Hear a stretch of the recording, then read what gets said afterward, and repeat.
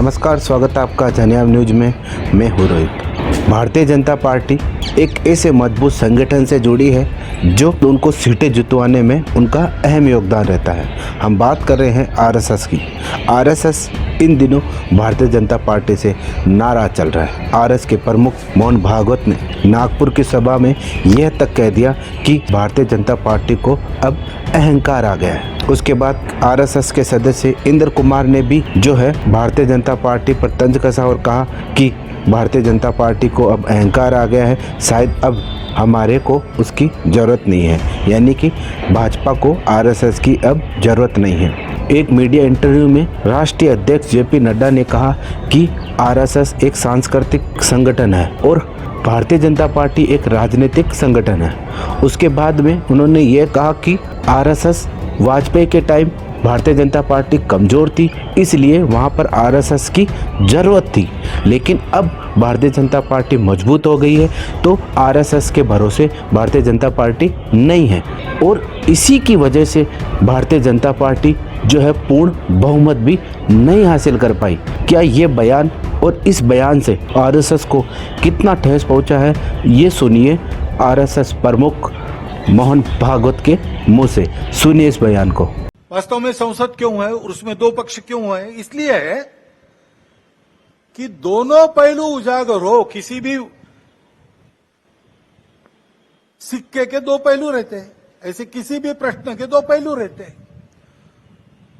एक पक्ष एक पहलू का विचार करता है तो दूसरे पक्ष ने दूसरा पहलू उजागर करना है ताकि जो होना है वो पूर्णतः ठीक हो, सहमति बने। इसलिए संसद बनती है, लेकिन ऐसी सहमति बनना स्पर्धा करके आए लोगों में थोड़ा कठिन भी रहता है और इसलिए हम बहुमति का आसरा लेते हैं। उसके लिए स्पर्धा चलती है। ये स्पर्धा है, कोई आपस का युद्ध तो है नहीं। जिस प्रकार ये बातें हुई, जिस प्रकार एक दूसरे को लताड़ना हुआ, जिस प्रकार प्रचार के दौरान हमारे करने से समाज में मनमुटाव बढ़ेगा, दो गठ बटेंगे, आपस में शंका संशय उत्पन्न होगा, इसका भी ख्याल नहीं रखा गया और विनाकारण संघ जैसे संगठनों को भी उसमें खींचा गया। टेक्नोलॉजी का सहारा करके असत्य बातें परोसी गई, नितांत असत्य। क्या शास्त्र का, विज्ञान का, विद्या का ये उपयोग है? सज्जन विद्या का ये उपयोग नहीं करते।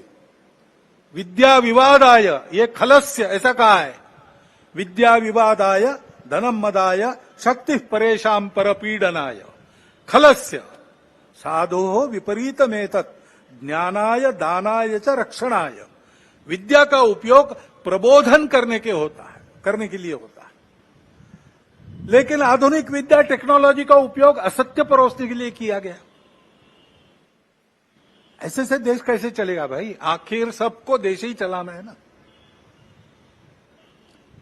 दो पक्ष है, विरोधी पक्ष कहते हैं, मैं प्रतिपक्ष कहता हूं। वो विरोधी नहीं है, उसको विरोधी मानना भी नहीं चाहिए। वो प्रतिपक्ष है, वो एक पहलू उजागर कर रहा है, उसका भी विचार होना चाहिए। ऐसा जब चलना है तो चुनाव लड़ने में भी एक मर्यादा होती है। उस मर्यादा का पालन नहीं हुआ, क्योंकि उसका पालन होना इसलिए आवश्यक है कि हमारे देश के सामने चुनौतियां समाप्त नहीं हुई। अब सरकार बन गई, वही सरकार फिर से आ गई, एनडीए।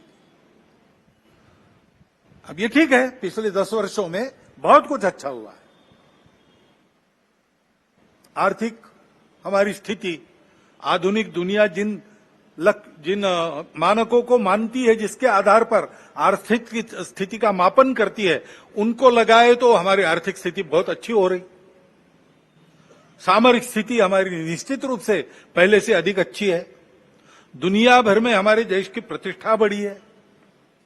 कला क्षेत्र में, क्रीड़ा क्षेत्र में, ज्ञान विज्ञान के क्षेत्र में, संस्कृति के क्षेत्र में हम सब लोग विश्व के सामने आगे बढ़ रहे हैं। हमको धीरे धीरे मानना विश्व के प्रगत देशों ने भी शुरू किया है। लेकिन इसका मतलब ये नहीं है कि हम चुनौतियों से मुक्त हुए।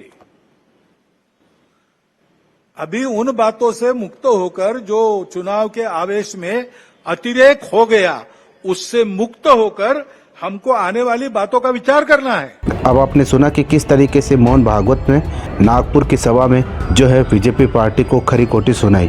फिलहाल इस रिपोर्ट में इतना ही। देखते रहिए जनयाम न्यूज।